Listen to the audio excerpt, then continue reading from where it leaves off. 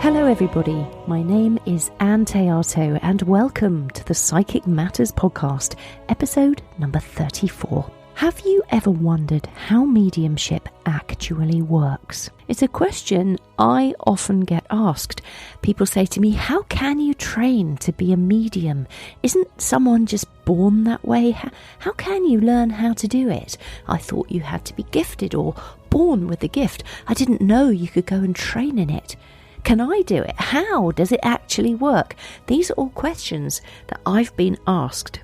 Well, on your behalf, I've been chatting to psychic medium and spiritual tutor Kerry Standfast, who talked with me about the mechanics of mental mediumship. Kerry explains that the key to developing communication with the spirit world lies in understanding the power of our own soul. Spirit communication involves surrendering the mind, letting go of logic, and igniting the power within and the spirit of you.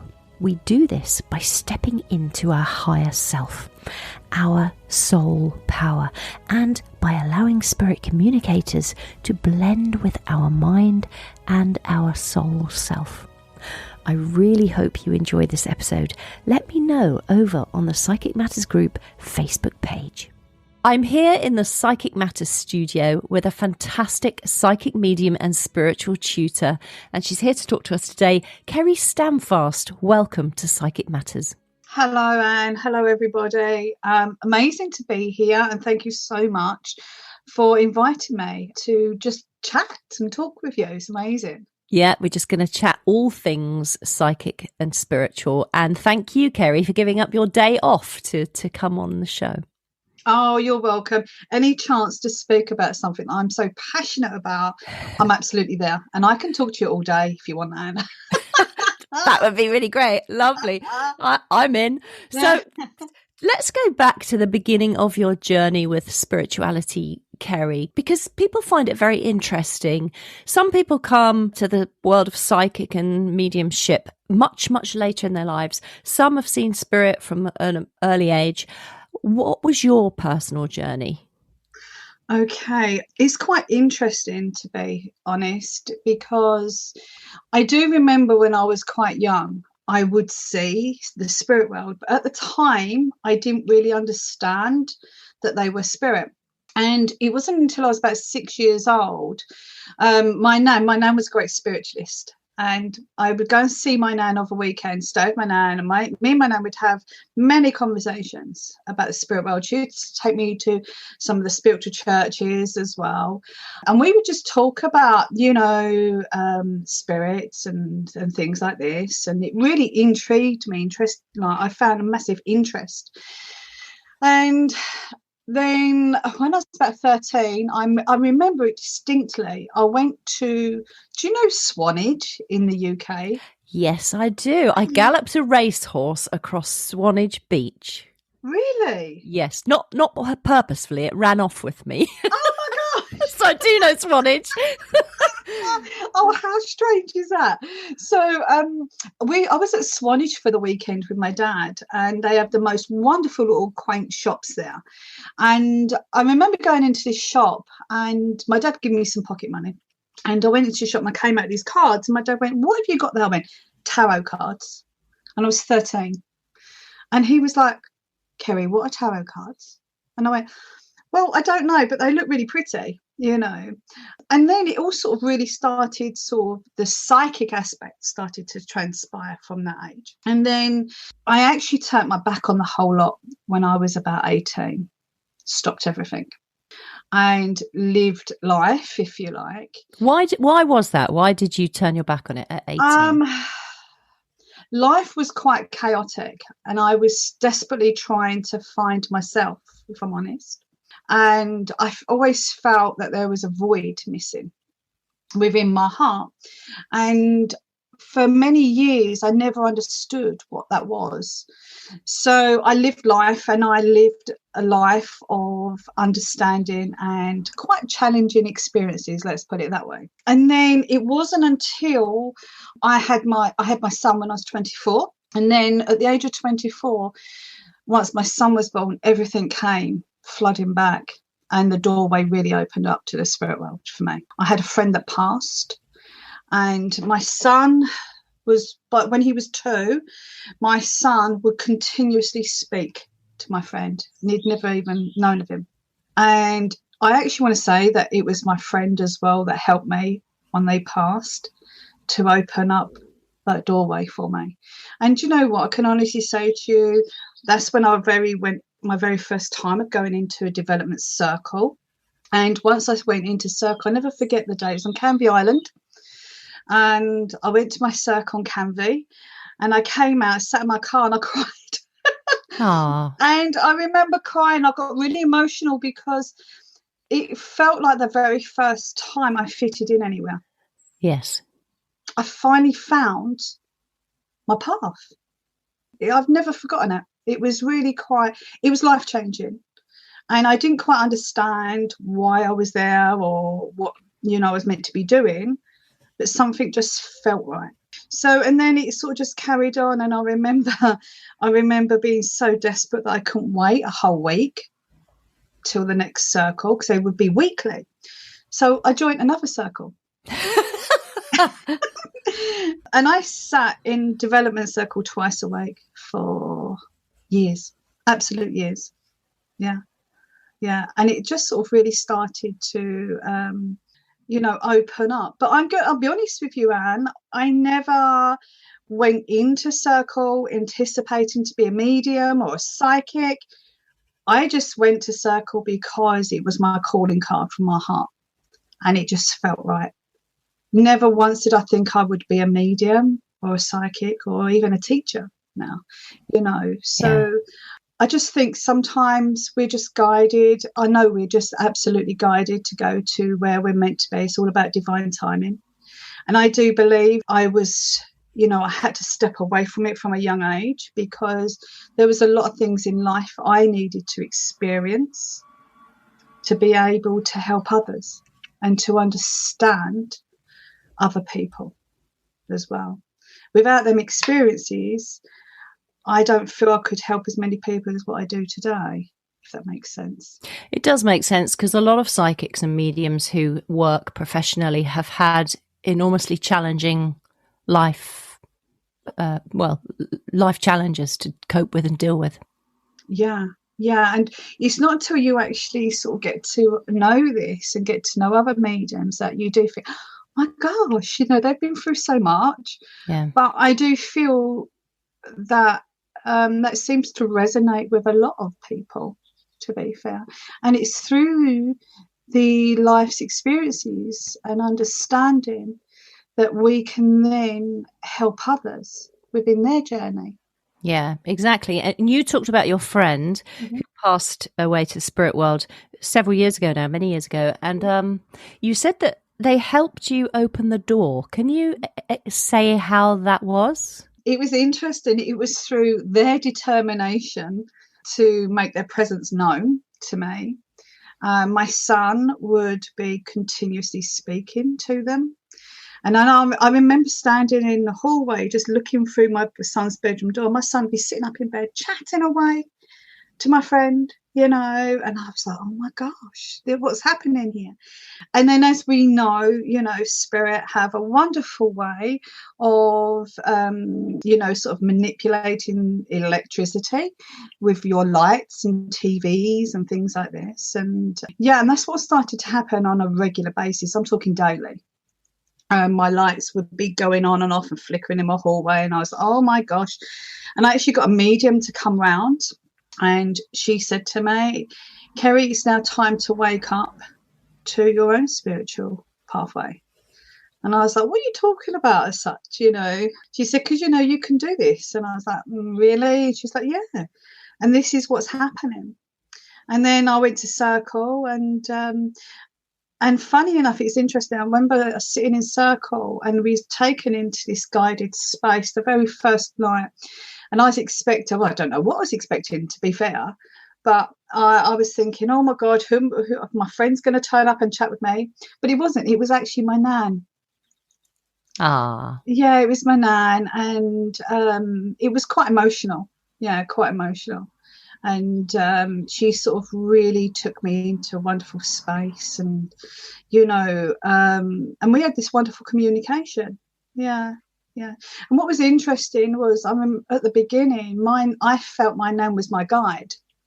But I now come to recognize, Anne, that sometimes when we very first take our first steps into spiritualism, because of us having to understand and gain that trust, it's almost like we have our family or our friends come in at that very beginning aspect of our journey to make us feel safe.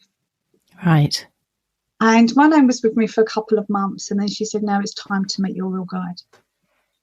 Yeah, and then it all sort of changed, But that was my experience anyway. But I've heard this several times that people, especially like when I teach, a lot of my students, very first of all, they see one of their relatives, and it opens that doorway for them, and it gives them a sense of security. Yeah. And then once you establish that security and know that it's safe and you're fine and you're not going to come to any harm, then your guides then tend to, you allow them to step in and to completely work with you. Yeah, that's true. And so you got to your 20s, 24, mid-20s, you were in this development circle and the second development circle, developing away. And then how does one make the leap to become a professional psychic medium? How did that happen? Wow, that's an interesting question, because I can honestly say to you, I sat in development circle 2 for about 10 to 12 years. So I was a bit maybe of a late starter in actually stepping out and to actually being a medium. And I found it really hard to actually say to people, I'm a psychic medium. Yes. I found that really quite challenging. Yes. But for me, and I like to know the ins and outs of everything. I'm somebody that can't do anything half-heartedly. I have to fully understand the mechanics of me, and I feel that's really important. So I sat for about 10 to 12 years in this development twice a week. And I would also go on weekend development courses, workshops. Seriously, if there was a workshop going, I was there. I was hungry for this, really hungry for this. It was like I just knew in my soul that there was like a calling, and I just followed that. And then all of a sudden, I remember going to Circle, and she said to me, "Come on, Kerry, I'm going to take you out on the platform." And I was like, really? She was like, Kerry, 12 years, come on. Yeah. And I'll never forget, my very first platform was down at Westcliff, SNU. And just explain for those that maybe don't know what platform means. So platform mediumship is where you actually go into a church, normally a church service, and you're up on the rostrum, and you will do a beautiful evening of divine messages from your friends and family as a medium and deliver that to the audience. And that brings amazing healing to others, and it also brings evidence that the soul is continuous existence. So my very first church service, talk about going the deep end, was Westcliff, Hilderville Road Drive, I believe it's called, and it was Westcliff SNU Church, which, if anyone knows of the SNU churches, they're quite regulated, and rightly so as well. Yeah, so I remember going up then, I remember thinking, oh my gosh, what am I doing? I was petrified, absolutely petrified. Every being of me was like shaking. And so I'd done the demonstration with my circle member, and then when we finished, they actually asked me to book me on my own. I was like, oh my gosh, on my own, really? Yeah, and that's when it all just started. And for me, I actually feel quite passionate about this as well, is I sat in the development for quite a long time. And don't get me wrong, I still sit in my own development. Yes. Because I truly believe that we continue to evolve. So does spirit. Spirit world is constantly changing. Our world is constantly changing. We have to continually sit in our own space, and we have to still learn to develop, to keep that vibration of understanding for that communication with spirit. Yeah, so anyway, I went back and she booked me again, and that's how it aspired, really.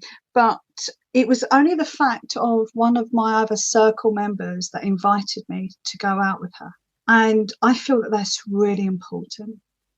So, and I actually feel that there's a part of that that's missing within spirituality nowadays. I see a lot of students going on to different courses and doing these different courses and things, but not a lot of people are willing to take them out there to demonstrate and to help encourage their ability, their gift. Yeah, and that means a lot to me. I'm quite passionate about that because that's exactly how it was for me.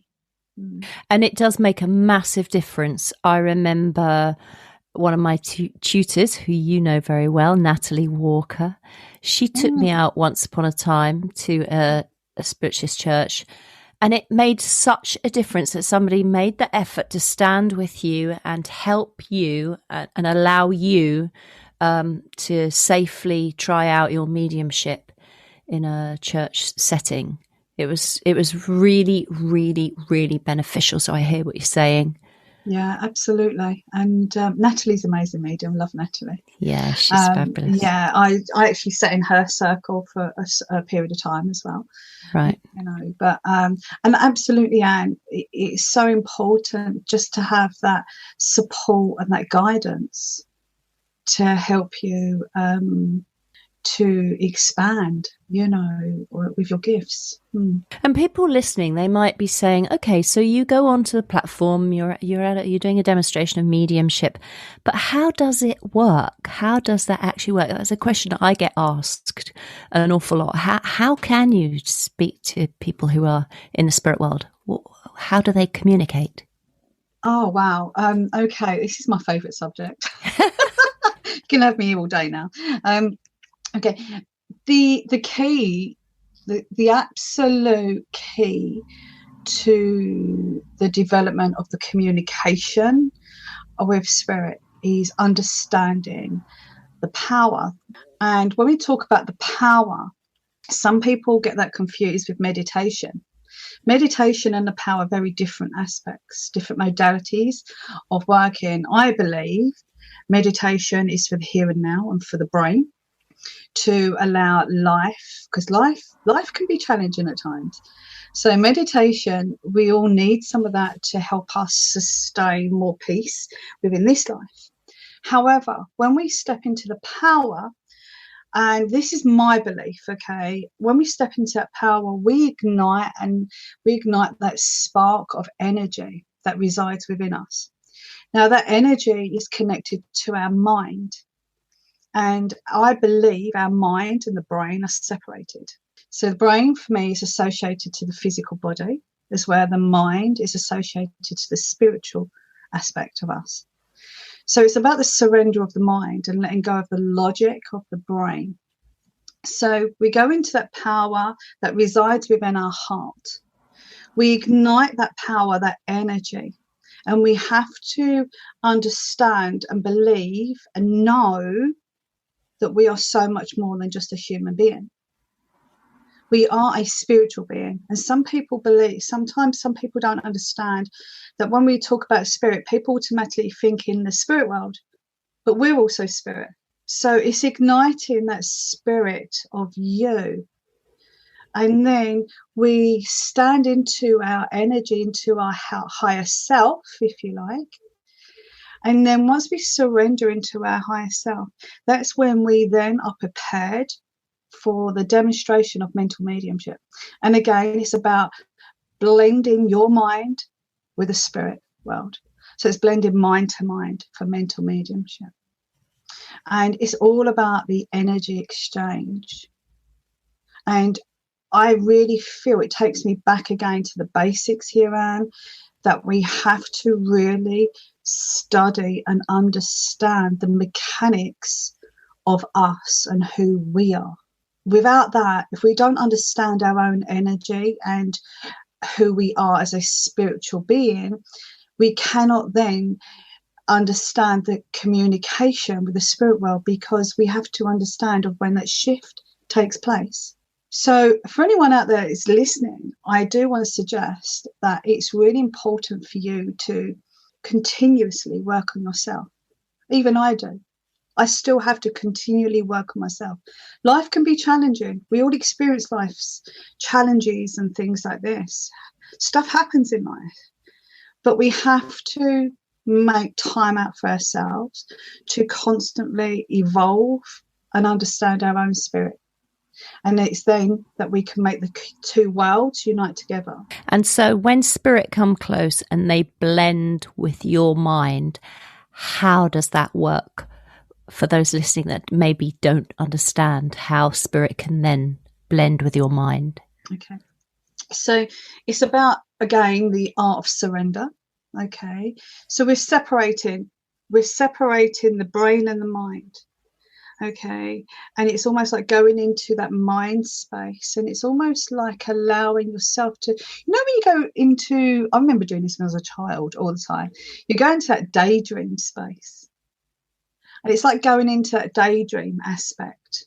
And then it's becoming aware, so heightening and allowing your awareness to the spirit world, but also inviting them. I believe they have to be invited. Okay. That's how I work. I will invite the spirit world to join me. And then it's allowing the mind to come into place. Okay. And allowing the memories and to come into the mind space. The memories from spirit come into your mind, and then actually bringing it even in a little bit more closer and starting to transcend into a slight blend.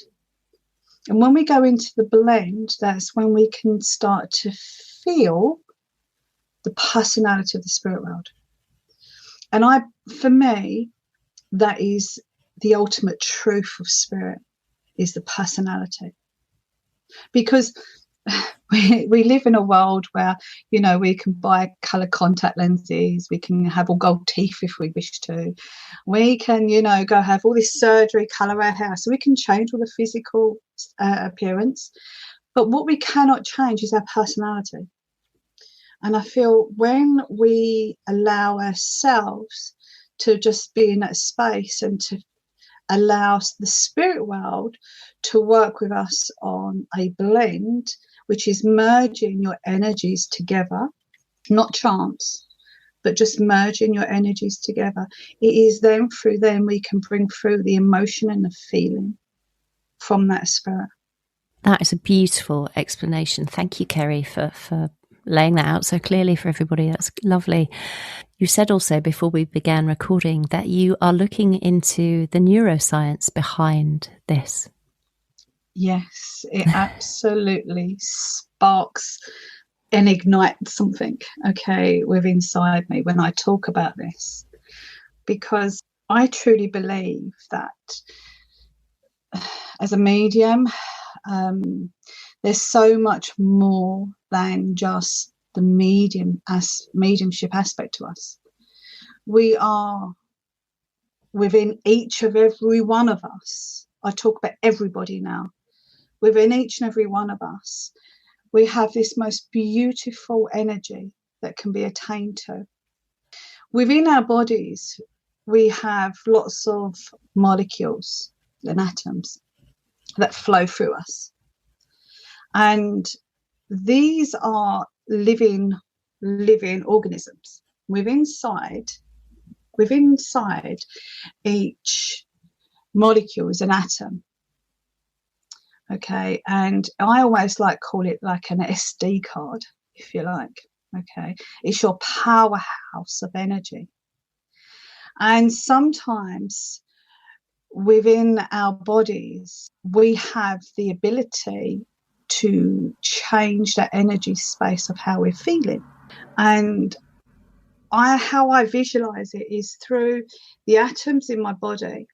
We can change and raise that vibration of that absolute core, that little tiny nucleus. Okay, there's a nucleus. And that nucleus is the complete powerhouse of energy. When we go into our power and we sit and attain into our power of energy as our higher self or as our spiritual being, whatever you want to call it, them two are the same things. Okay. When we go into that space, we can raise the vibration, but it's risen through the nucleus within our physical bodies. So we have I like to view it sometimes if we have an experience in our lives. So if we have an experience in our lives that's not been great, okay, we can take that experience, analyze it, and I say it's almost like turning it from, I don't know, a Word document into a PDF. We can change that experience and turn it into a positive aspect, and we can raise that vibration of that. So it's like taking that full control of your power and then raising that up a little bit more. Does that make sense? Yep. As well. And then it's almost like we then start to understand that within us, we can change our vibration at any given time. We have a choice. Some people think, this has happened and I can't do that. Change it. Change that process of how you feel about it by going into your physical body and then empowering your power and then turning and seeing and visualizing all your atoms and molecules that flow so freely, okay, throughout the physical body. And then go into the nucleus powerhouse of each of one of them and just switch it on. Switch the dynamics. Does that make sense? Yeah, that does make sense. Have I described that okay? Yeah, no, that sounds amazing. It's so hard to try it and describe sometimes. No, that's great. That's really good. And we'd use this, to amp up our mediumship, to amp up our psychic, to amp up any kind of challenge we have in life? Every aspect of us.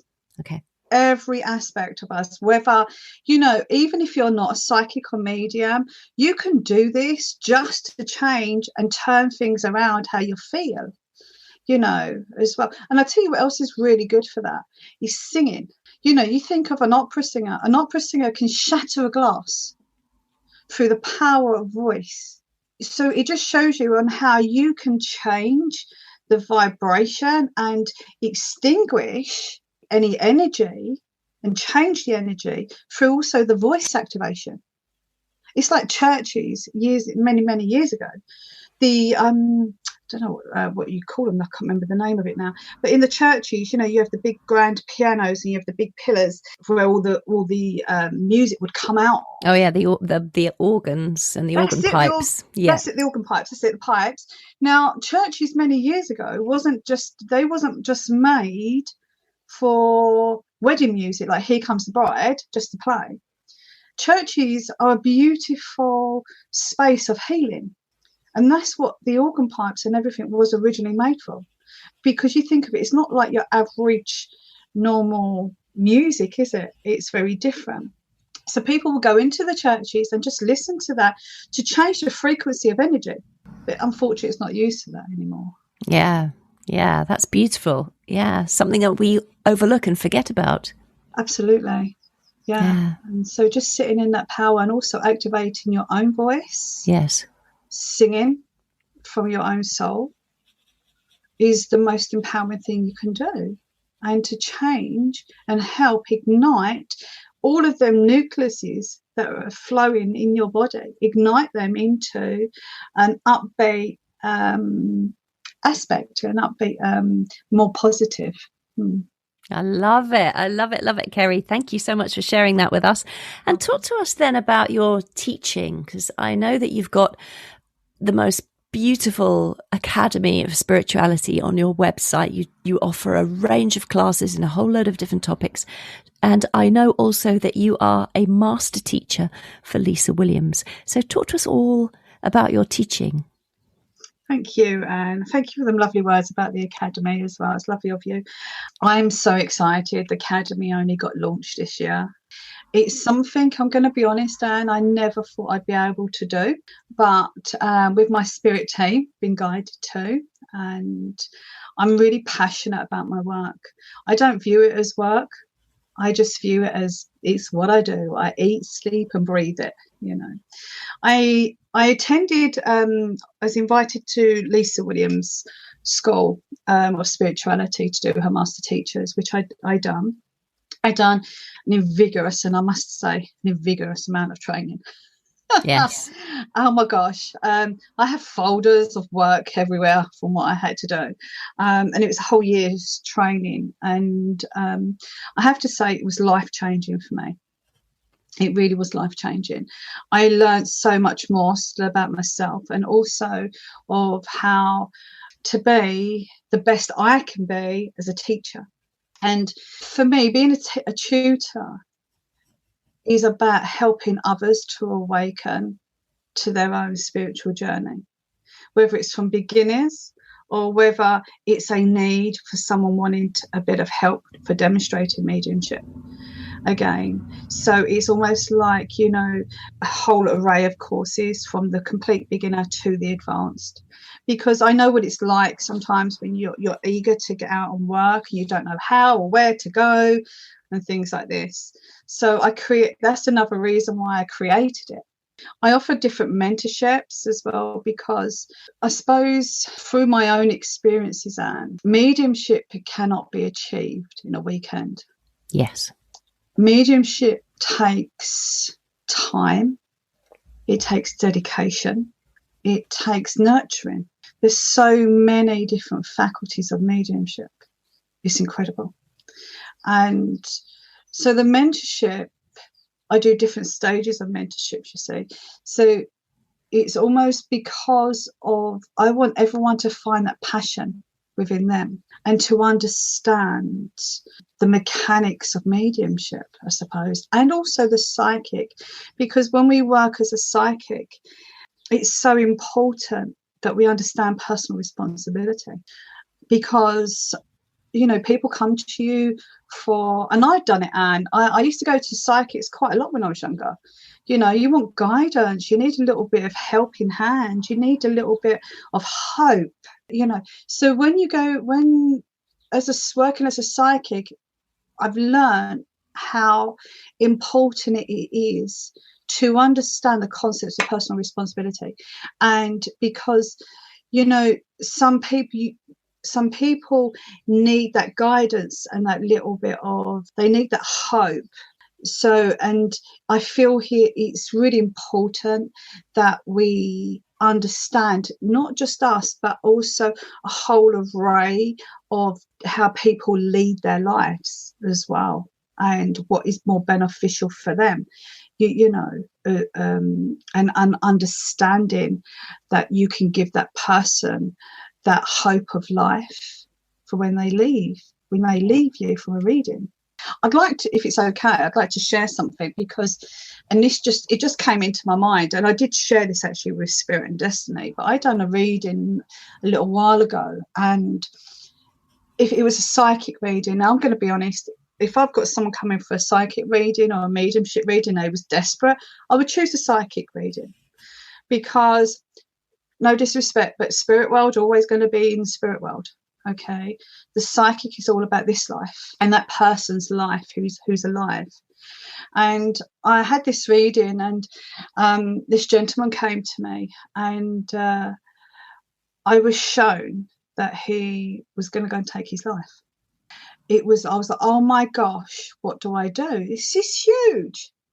This is huge. You know, as a psychic, this is why it's so important for personal responsibility, because I knew that I was his last port of call, if you like. Okay. Yeah.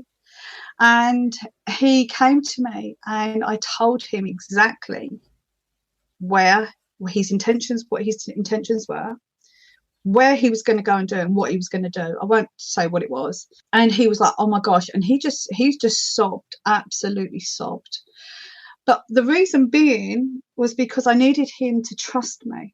So he'd never had a read, and he was like, how do you know this? I went, because I'm a psychic. Yeah. Okay. And he was like, oh my God. So I'd gained his trust. So I said to him, listen, these are your pathways. Because, you know, as a psychic, we always see there's more than one pathway for somebody. Some people have two, some people have a few different pathways of opportunities that are open for them. But this one particular pathway was really quite important, and I see him having custody of his children. Mm-hmm. And I see him turning his life completely around. It went on more in detail than that.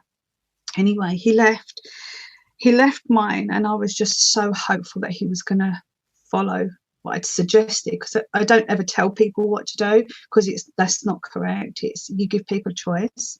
And 8 months later, I got a phone call to say that he was still here. He had full custody of his children, and his life was amazing. His life around. So that's that's in the back of my mind as to why I felt the passion for teaching. Right. Because of that responsibility and understanding that comes of being as a psychic or as a medium. Yeah. Yeah. And it's a huge deal that you are a master teacher for Lisa Williams, because there's only 2 of you in the UK, is there? Yes, that's correct. Yeah, it was it was an amazing experience. I laughed because we did have a lot of fun as well, completely out of my comfort zone. But it has been quite life-changing in the fact of having structure. What Lisa showed me was structure of professionalism within teaching. And also we're part of her school, so we teach as well through her school spirituality. So there's certain courses. Each master teacher has a different passion, if you like, as well, and a different forte of what they would like to teach. So it's not just mediumship. Yeah. You know, I also teach through her school a lot of the old ancient arts of divination. Yes. And I also teach a lot of understanding of spirituality coming into one module. So it's a little bit of like the Buddhism, Hinduism and things like this. And yes. I teach a lot of chanting, mudras and mantras. Right. And things like this. So yeah, so it's all very different. It's not just mediumship.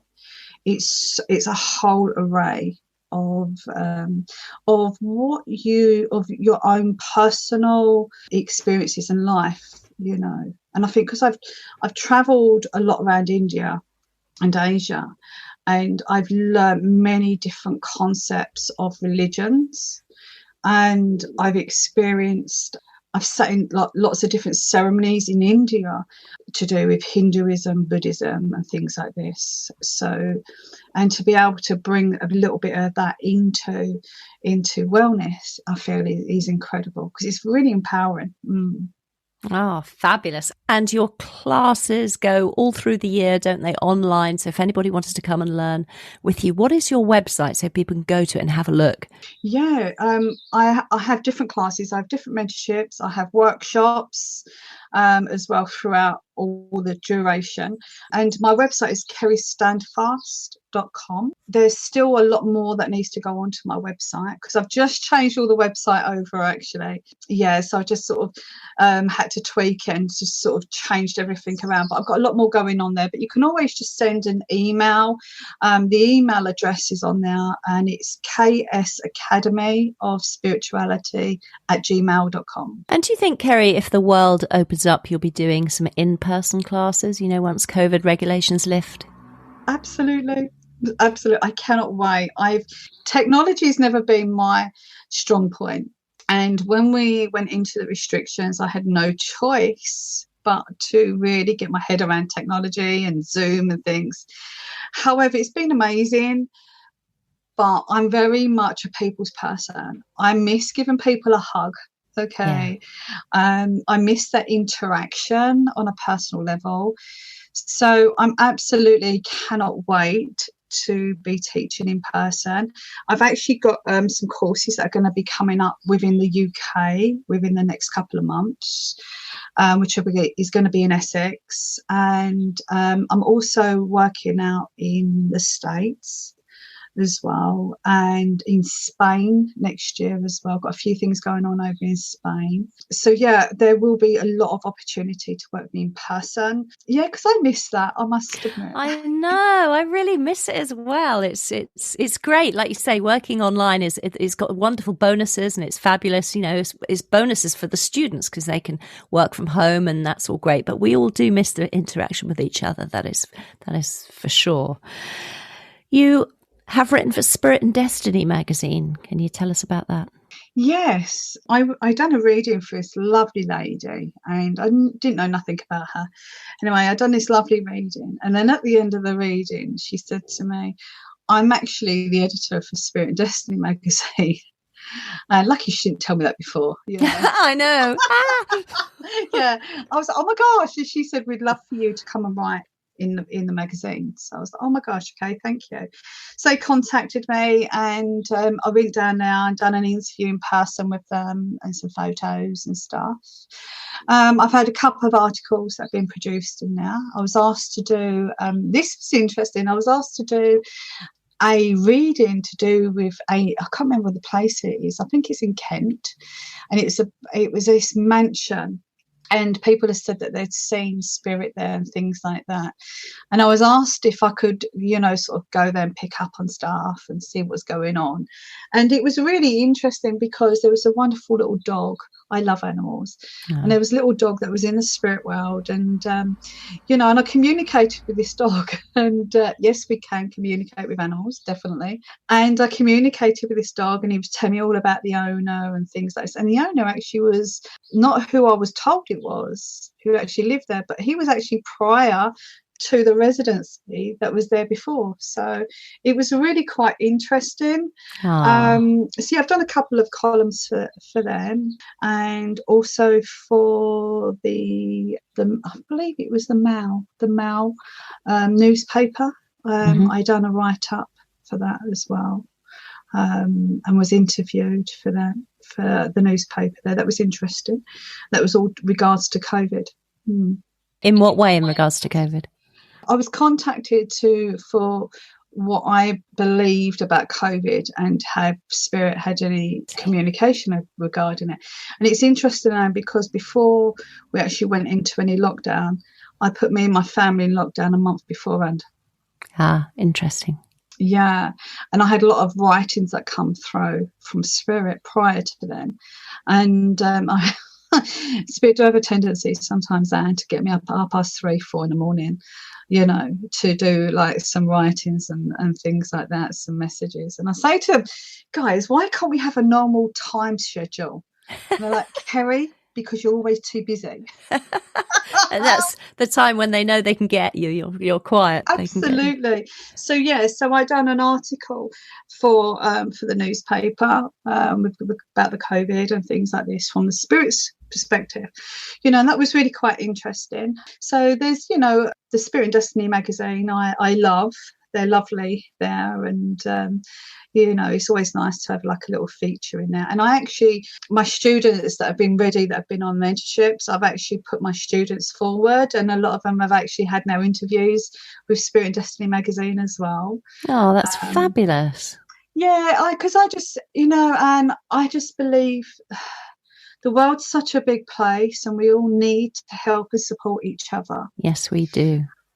And I want all of my students to succeed and follow their own purpose in their own unique way. And I'll always encourage that. So whatever opportunities come my way, I'll also try and put it to my students' way for as and when they're ready. Yeah. Oh, that's lovely. And congratulations as well for all of those things. Do you have any demonstrations coming up, Kerry, that we might be able to watch you? Yes, I've got an in-person one. Oh, yay! I'm like, woo! I can't wait. I have an in-person one in Essex, in a place called Burnham on Crouch, and that is on the 12th of June. I have actually sold over half the tickets already. Yeah. Well done. That's brilliant. Yeah, and we have the 26th of June, I believe. That's an online one, and that is there's 6 of us demonstrating, and all funds are towards charity as well. We're trying to do a big fundraise for that, so there's a few of us on there doing that. Yeah, and I'm actually starting to really work more in person now. I want to aim to do in-person demonstrations, so just keep an eye on my website, and on there it'll all be uploaded as to whereabouts I'm going to be demonstrating, but I've got quite a lot being booked in for this year. Yeah, that's great. So if people are listening to this after those dates, they can go to your website and see what's current for them. And you did say before we began that you had a message perhaps from Spirit for us. Yes, if you'd like me to share it. That'd be wonderful. I got this 2 days ago, and again, as I say, it's all really about the world and also about you as an individual. Each and every one of us in this world has a part to play. We all have a participation within this life and within this world. So this is really for everybody. So what was said is, we now hold the space for you and for many different species that reside upon your world.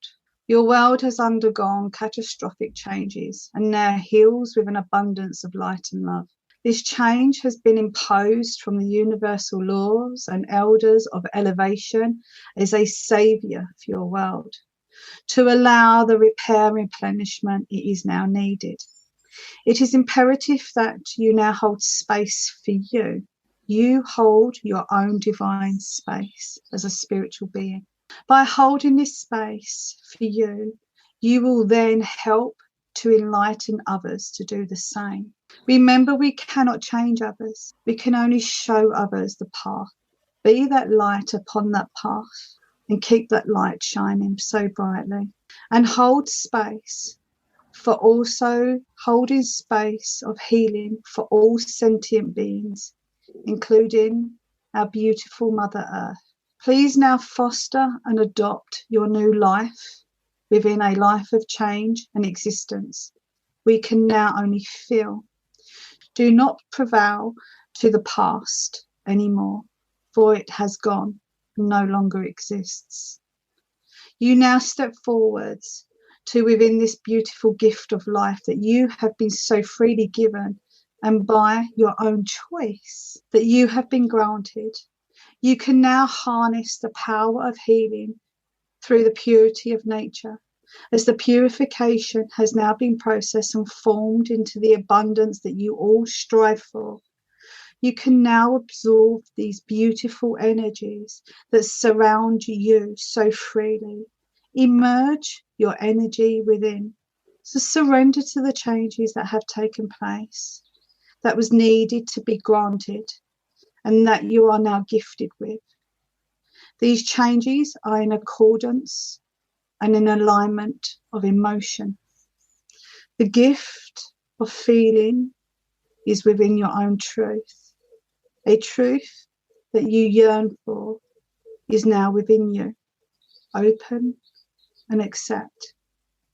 An emotion of perception is the key to evolve. The old ways no longer work and serve you no purpose. We heard your needs, we heard your words, we felt your tears. So now let us guide you.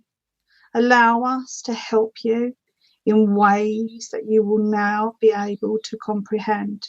You now realise you do not need to figure everything out. This is your own human existence that needs to want to know everything. Just trust your soul and move your soul into that beautiful space of power. Your wisdom will now be felt within you, but you must trust. We want you to evolve. We want your earth to evolve. We want the earth's needs to be granted. But this all starts from one thought. That one thought process is you. Oh, Kerry, what beautiful words from Spirit. Thank you for sharing them. It's okay, you're welcome. Oh, I'm sure people will really resonate with those words when they touch their minds and hearts. Thank you. And thank you, Spirit. Yeah, absolutely. Absolutely. They're quite empowering. And, they're not for me, they're for everybody. Yeah. So, yeah. That's so beautiful. Kerry, thank you for joining us here today and sharing all of your knowledge. I always feel so calm in your presence, and I feel you have this natural healing about you that where I feel sort of very accepted as a person in your presence and very comforted. So I think I'm going to book in with you for a reading. Oh, bless you. Thank you. That's so lovely. And that's the thing, it's about, we're all here. We're all on the same different pathways. And, no one's better than anybody. And we are all here to evolve together and help each other. Yeah. Well, thank you so much. I wish you all the very best with getting all the new aspects up, the technical side of your website, and all the beautiful classes. Congratulations on everything so far, and very good luck with everything that you've got coming in the future. And I look forward to watching your progress. Thank you so much, and it's been an absolute pleasure to speak with you today. It's been amazing. I've enjoyed myself. Thank you. Great. Thanks so much, Kerry Standfast. I hope you have enjoyed this episode with my wonderful colleague, Kerry Standfast. She's an incredibly talented psychic medium and spiritual tutor. So do go and book yourself a reading with her and check out her courses on her website. She has a great variety of things that are coming up that you might enjoy. Meanwhile, just to remind you, all resources for this episode, including a full transcript and, importantly, how to reach Kerry, are over on my website under podcasts. So do head over there and you can pick everything up on the show notes, www.anntheato.com. That's ANNTHEATO.com. While you are there, check out my audio track, Sitting in the Power. You'll find it in the shop section because it complements things that Kerry has been talking about in this episode. It's only £3 and it's a powerful 30-minute piece of audio that will lead you through an exercise in mediumistic, spiritual and psychic unfoldment. Sitting in the Power, as Kerry has explained, is the foundation stone of all psychic and mediumship work. And its daily practice will enable you to slow down your mind, recognize your relationship with the divine within and the divine without. It will allow the spirit within you to manifest and become present. It will enable you to become aware of yourself as a soul being and help you develop a deep friendship and relationship with your own soul power. And it will help you enter into the stillness where impressions from your higher self, your subconscious mind, your soul self, or the spirit world may be received. And by sitting in the power or sitting in the stillness of your own soul on a regular basis, it will help you to distinguish your thoughts from those of the spirit world. So that's over on my website under the shop section, Sitting in the Power audio track.